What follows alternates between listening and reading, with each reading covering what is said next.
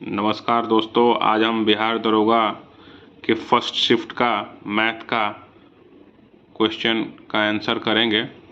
जैसा कि हमने कल सेकंड शिफ्ट का किया था, आज मैं फर्स्ट शिफ्ट का मैथ का करूंगा। तो आइए पहले प्रश्न देखते हैं कि यदि y के 20% का 20% 20 हो तो y का मान क्या होगा। तो y के 20% प्रतिशत मतलब 100 का मतलब गुणा होता है 20/100 और इसी का मान 20 है। तो इस y का मान पूछा है कि क्या होगा। तो इसको कटाएंगे हम 20 5 100 20 5 100। तो y बराबर हो जाएगा 20 गुणा ये दोनों यहाँ जाएंगे 5 गुणा 5 बराबर 20 5 100 5 500। जैसा कि आपके आंसर में 500 मिल रहा है। दूसरे प्रश्न की तरफ आएंगे तो दिया गया है त्रिज्या a तथा ऊंचाई b वाले एक लंब वृत्तीय बेलन की वक्री सतह का क्षेत्रफल क्या होगा। तो सबसे पहले बेलन देखते हैं। ये बेलन है।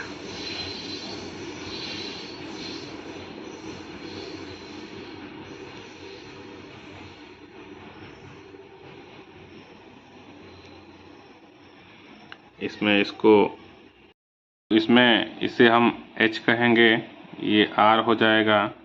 तो बोला है कि वक्र सतह का क्षेत्रफल क्या होता है। वक्र सतह का क्षेत्रफल होता है ये जो चारों तरफ से गोल में देख रहे हैं ना, इसी को हम वक्र सतह बोलते हैं। बाहर बाहर जो क्षेत्रफल निकालना है इसका, तो इसके वक्र सतह का क्षेत्रफल होता है फॉर्मूला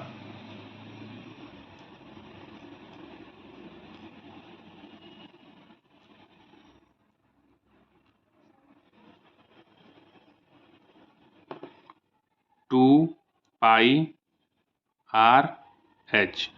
जैसा कि हम देख रहे हैं कि हमारा r बराबर मान दिया गया है a और h बराबर मान दिया गया है b, यानी कि त्रिज्या a तथा ऊंचाई b, h ऊंचाई हो गई और r त्रिज्या a दिया गया है। तो इसको हम इस फॉर्मूले पे रखेंगे तो 2πr का मान यहाँ से a और h का मान यहाँ से b, यही हमारा ऑप्शन में दिया गया है। तो ये हमारा सही आंसर होगा।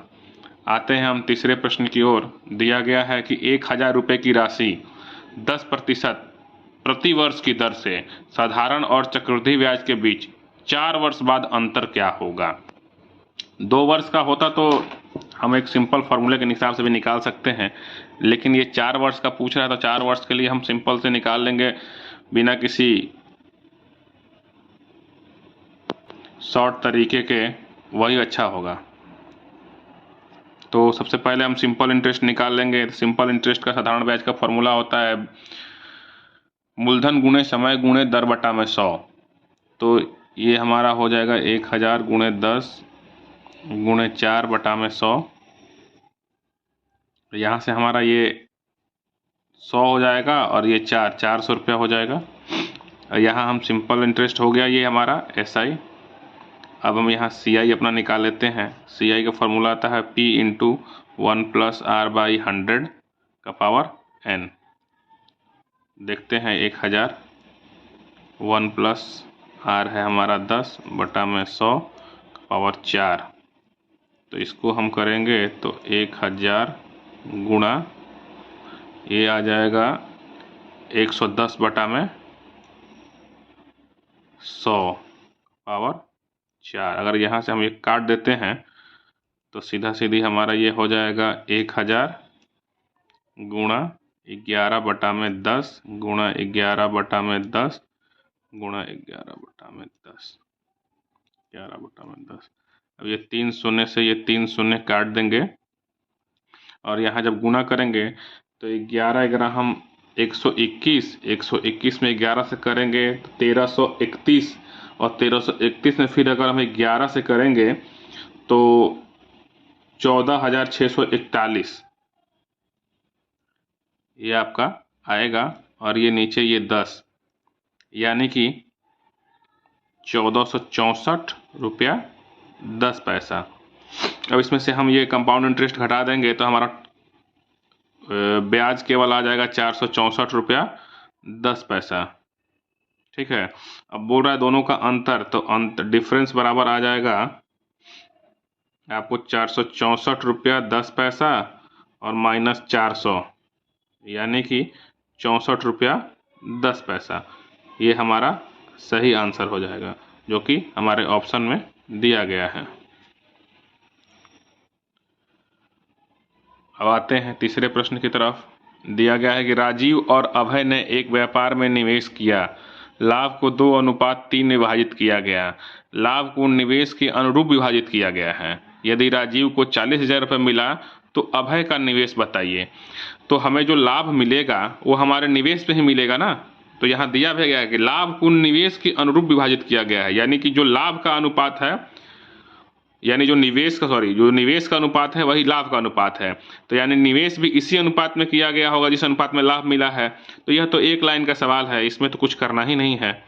दिया गया है कि राजीव, तो राजीव का क्या दिया गया है कि 2 है, दो का मान सीधा निकाल देना है 40,000 रुपया, एक का मान 20,000। तो इसका अभय का कितना है, 3 है, तो 3 के हिसाब से करेंगे तो इसका आ जाएगा 60,000। यही इसका लाभ का भी हो जाता है और निवेश इतना ही होगा, क्योंकि लाभ का अनुपात जो होगा वही निवेश का अनुपात है, दोनों का बराबर मान है। अब आते हैं हम अंतिम अपने प्रश्न की तरफ। तो जिसमें दिया गया है कि एक परीक्षा में किसी विद्यार्थी को प्रत्येक सही उत्तर के लिए 4 अंक दिया जाता है तथा गलत उत्तर के लिए 2 अंक काट लिया जाता है। यदि एक विद्यार्थी ने सभी 75 प्रश्नों का उत्तर दिया तथा कुल 150 अंक अंकित किया, तो उस विद्यार्थी ने कितने प्रश्नों का सही उत्तर दिया है। आइए देखते हैं इसको। ये तो बनाने को हम एक हिट एंड ट्रायल मेथड से बना सकते हैं, जो कि बहुत आसान होगा, लेकिन परीक्षा के अनुरूप नहीं देखेंगे हम इसको, अपने सिंपल फॉर्मूले की तरफ से देखेंगे। अगर मान लीजिए 4 अंक है, अगर हमारा टोटल चारों सही होता तो हमारा, मान लीजिए प्रश्न टोटल x था, तो ये हमारा कितना हो जाता, 4x, 4 अंक के अनुसार होता है।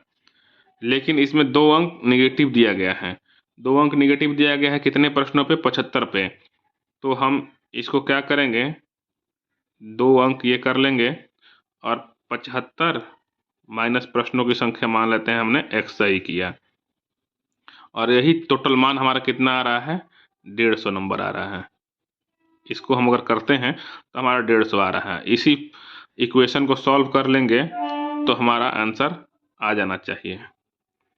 तो 4x माइनस 150, ये माइनस माइनस प्लस 2x बराबर 150। तो ये 4 और 2 6x बराबर, ये इधर आके जुट जाएगा 300।